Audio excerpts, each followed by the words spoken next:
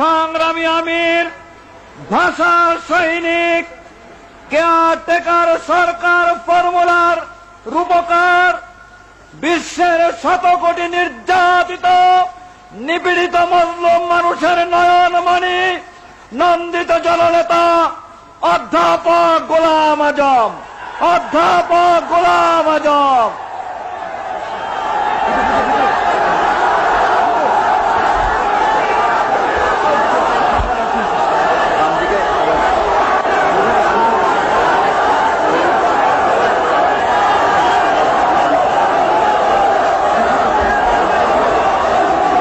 আলহামদুলিল্লাহ রাব্বিল আলামিন,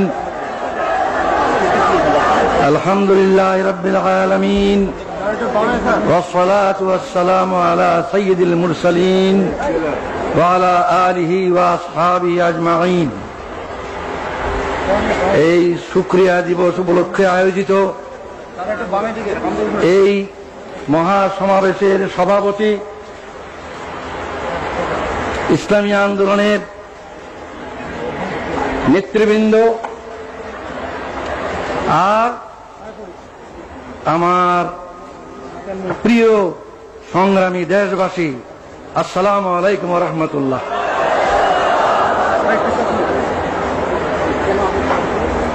এই বাংলাদেশ আমার দেশ, এই দেশেই আমার জন্ম, এই দেশের রাজধানী ঢাকাই আমার জন্ম।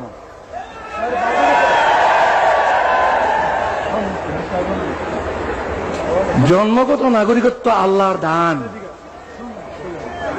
কে কোথায় জন্ম নেবে এটা ফয়সালা তিনি করেন।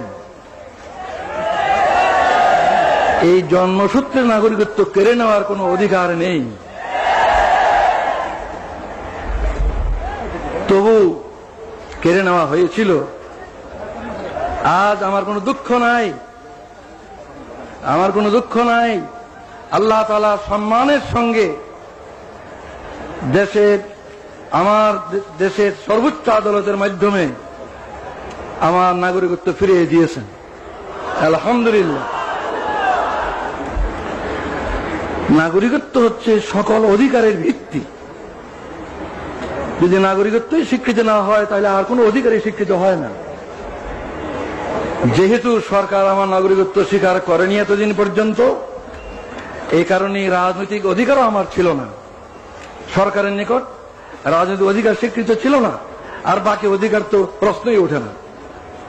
আলহামদুলিল্লাহ, আজ আমি আপনাদের মতোই একজন নাগরিক। এই দেশের 12 কোটি মানুষের মতোই আমি একজন জন্মসূত্রে নাগরিক।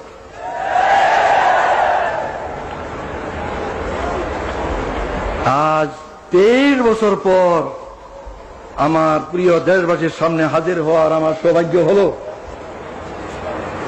23 বছর পূর্বে আমার এই প্রিয় দেশের মাঠ, ময়দান, রাজপথ আমার বিচরণ ক্ষেত্র ছিল। এই 23টি বছর আমার জীবন থেকে কেড়ে নেওয়া হয়েছে। দুঃখ নয়, আল্লাহ তাআলা আবার আমাকে সুযোগ করে দিয়েছেন। আপনাদের সাথে সেই শুকরিয়া শরীক হওয়ার জন্য আমি আজকে হাজির হয়েছি। আজকে আমি অনেক বেশি কথা বলতে চাই না। আজ সূচনা মাত্র, ইনশাআল্লাহ কথা বলার আরো সুযোগ আল্লাহ তাআলা দেবেন, আমি আশা করি, যদি বাঁচিয়ে রাখেন আল্লাহ। আজ আমি অল্প কটি কথা বলি, আপনাদের কাছ থেকে বিদায় হতে চাই। আমার প্রথম কথা হলো, 23 বছর পর, বিগত 23 বছরের দিকে আমি দৃষ্টি দিয়ে শ্রদ্ধার সঙ্গে স্মরণ করছি আমার এই দেশের অনেক বড় বড় নেতাকে, যারা দুনিয়া থেকে চলে গিয়েছেন। তাদের মধ্যে দুজন নেতা এমন, আইয়ুব খানের স্বৈর শাসন আমলে যাদের সাথে মিলে আমি গণতান্ত্রিক আন্দোলনে একসাথে কাজ করেছি, সেই দুইজন আজকে নেই দুনিয়ায়।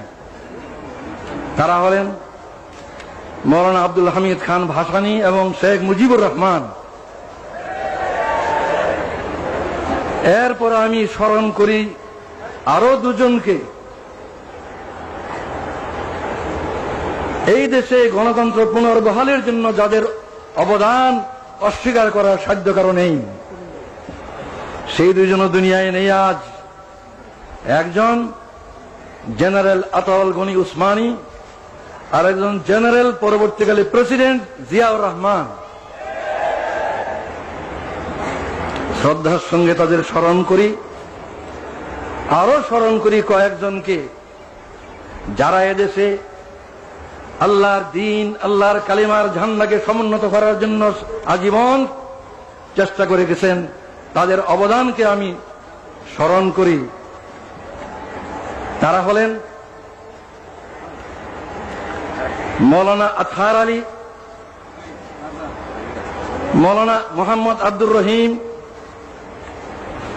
মৌলানা মোহাম্মদুল্লাহ হাফিজি হুজুর এবং সরসিনার মৌলানা আবু জাফর মোহাম্মদ সালেহ, পীর সাহেব সরসিনা, আরো অনেকেই 23 বছরের আগে যারা দুনিয়া থেকে গুজরে গেছেন তাদের কথা আমি উল্লেখ করলাম না।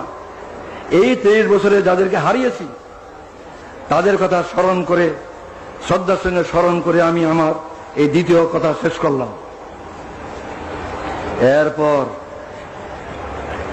72 বছর বয়সে দাঁড়িয়ে আমি ভাবছি যে আমার ডাক কবে আসে আল্লাহর পক্ষ থেকে।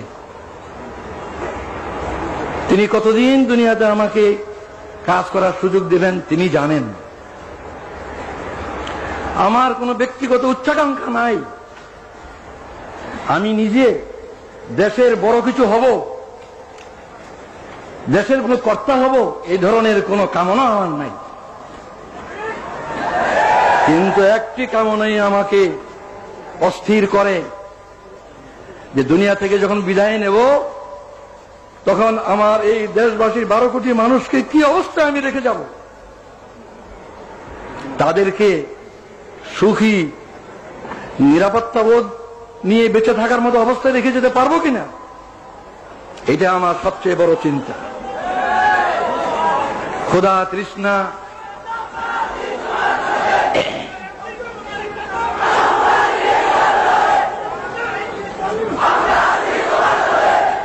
আমার এই সাধনা, এই চিন্তা কিভাবে এই দেশের স্বাধীনতা সার্বভৌমত্বকে হেফাজত করা যাবে আর কিভাবে এই দেশের জনগণকে সুখী করা যাবে। ভাত, কাপড়, বাসস্থান, চিকিৎসা, শিক্ষা, স্বাস্থ্য, এগুলোর কারণে মানুষ কষ্ট পাবে না এমন অবস্থায় যদি রেখে যেতে না পারি, যাবার সময় যদি তাদেরকে সুখ শান্তিময় অবস্থায় দেখে যেতে না পারি, তাহলে এই জীবনের সার্থকতা কি? এটি আমার একমাত্র ধান্দা। এই কথাটা চিন্তা করা সহজ, কাজটি সবচেয়ে কঠিন। কিভাবে আমাদের এই দেশের লোক এই দুর্নাম থেকে মুক্তি পাবে যে এই দেশ নাকি গরিব এবং ভিক্ষুকের দেশ।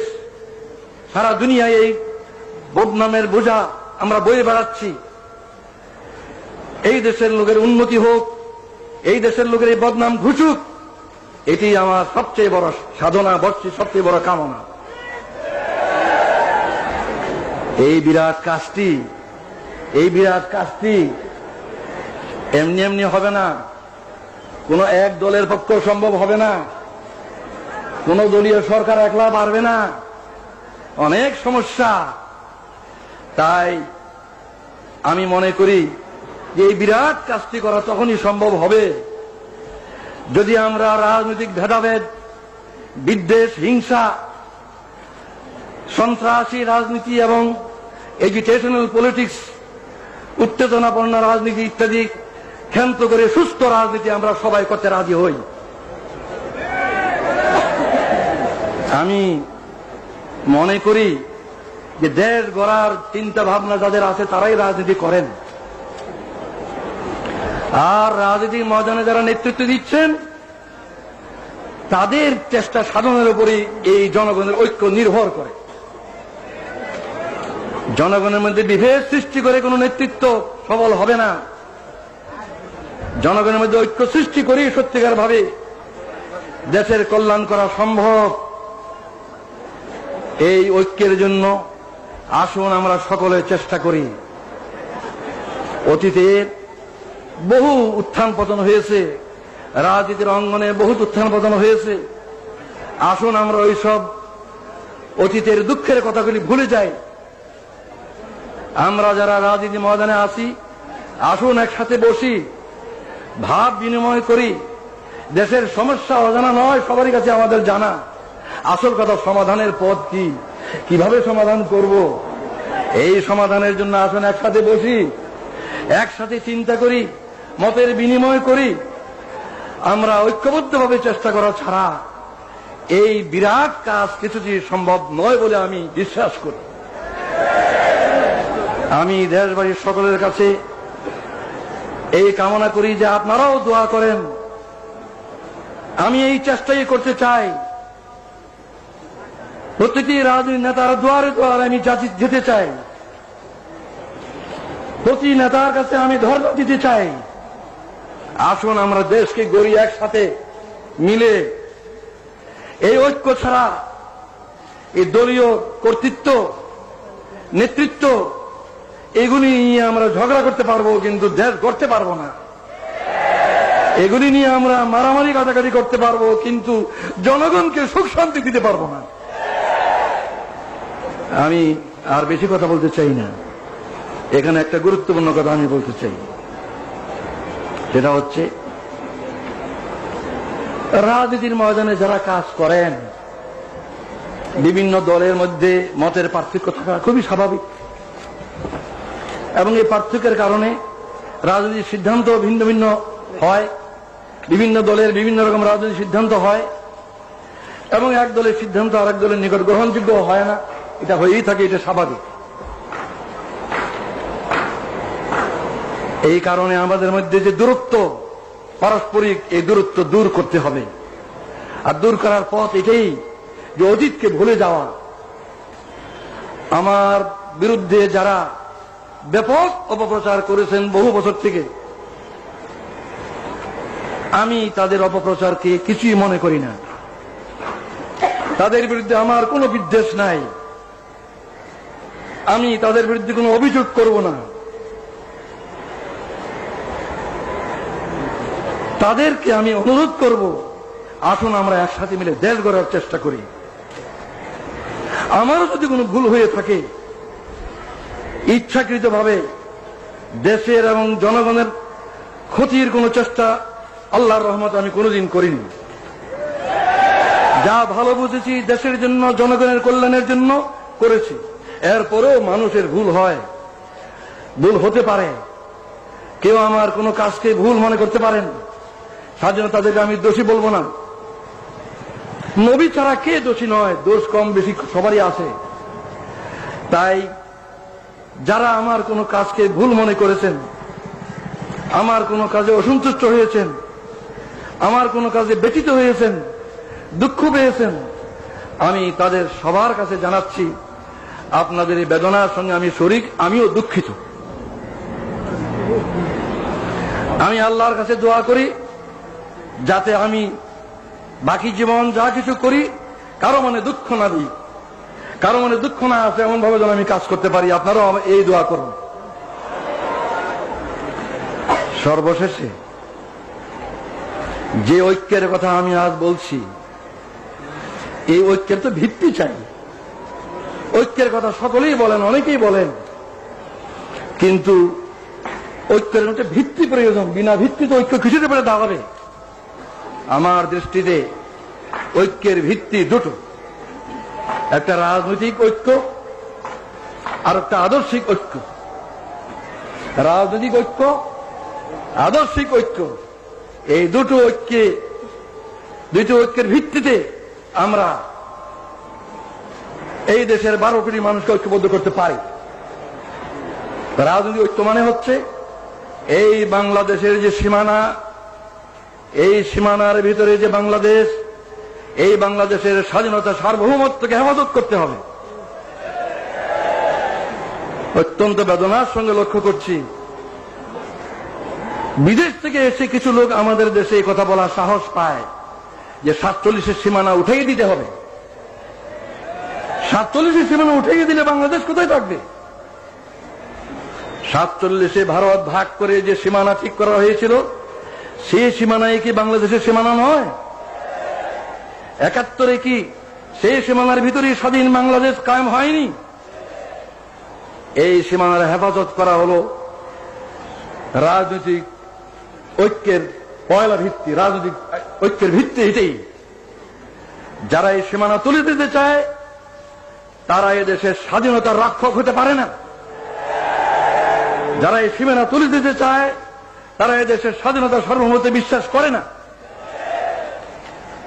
আমি বিশ্বাস করি দেশের দায়িত্বশীল সকল রাজনৈতিক দল এই বিষয়ে একমত যে বাংলাদেশের এই সীমানার ভিতরে যে সীমানা 47 হয়েছিল এবং 71 যে সীমানাকে নিয়ে স্বাধীন সার্বভৌম বাংলাদেশ প্রতিষ্ঠিত হয়েছে, এই সীমানার হেফাজত করা আমাদের সকলের পবিত্র দায়িত্ব এবং এটা আমাদের রাজনৈতিক ঐক্যের ভিত্তি।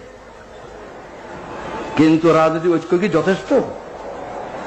রাজনৈতিক ঐক্য কখনো যথেষ্ট নয়। আদর্শিক ঐক্য ব্যতীত রাজনৈতিক ঐক্য ক্রিয়াশীল হয় না। আমি অনেক ভেবে চিন্তে তালাশ করে দেখেছি যে 3টি কথাই হচ্ছে আদর্শিক ভিত্তি। 3টি কথাই হচ্ছে আদর্শিক ভিত্তি। আল্লাহ যিনি আমাদেরকে সৃষ্টি করেছেন, যিনি আমাদের মনিব, মাহবুদ, প্রভু, সেই আল্লাহ ঐক্যের, আদর্শিক ঐক্যের পয়লা ভিত্তি। সেই আল্লাহ মানব জাতির দিশারি হিসাবে, পথ প্রদর্শক হিসাবে তার রসুলকে পাঠিয়েছেন, যুগে যুগে রসুলগণকে পাঠিয়েছেন। সর্বশ্রেষ্ঠ রসুল মুহাম্মদ রাসূলুল্লাহ সাল্লাল্লাহু আলাইহি ওয়াসাল্লাম হচ্ছে দ্বিতীয় আদর্শিক ভিত্তি। তৃতীয় আদর্শিক ভিত্তি হচ্ছে আল কোরআন, যা মানব জাতির জীবন বিধান আল্লাহর পক্ষ থেকে রসুলের মাধ্যমে এসেছে। এই আল্লাহ, আল্লাহর রসুল এবং আল্লাহর কোরআন এর কোনটাই জামাত ইসলামীর দলীয় সম্পদ নয়। এই তিনটার কোনটাই কোন দেশের কোন দলের তাদের নিজস্ব সম্পদ নয়। এই সম্পদের ভিত্তিতে আমাদের মধ্যে ঐক্য না হওয়ার আমি কোনো কারণ দেখি না। আমি অত্যন্ত আনন্দ বোধ করি যে আমাদের দেশে প্রধান প্রধান দলগুলির নেতৃবৃন্দ তারা মুসলিম।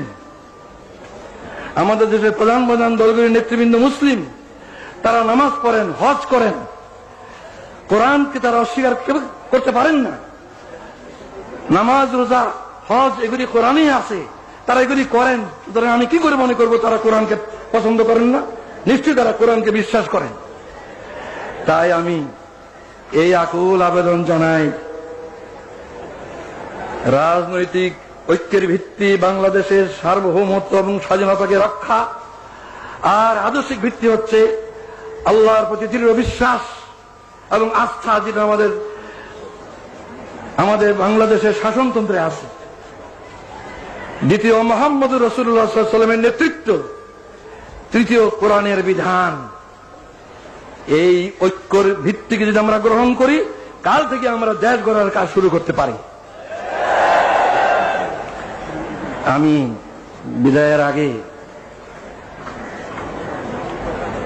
জনাব আব্বাস আলী খান সাহেব, যিনি এতদিন ভারপ্রাপ্ত আমির হিসাবে এই ভার বহন করেছেন, তিনি আমার চেয়ে 7 বছরেরও বয়সে বেশি। আমি 72 আর উনি 79। এই বয়সে উনি যে বিরাট দায়িত্ব পালন করেছেন, আমার কাঁধের বোঝা তার কাঁধে নিয়ে যে দায়িত্ব পালন করেছেন, সেজন্য এই সক্ষমতার জন্য আমি আল্লাহ শুকরিয়া জানাই। আমি তাকে মুরব্বী মনে করি বয়সের দিক দিয়ে। আমি তাকে অনুরোধ জানাই যে তিনি আমার জন্য দোয়া করবেন, যেন আমার বাকি জীবন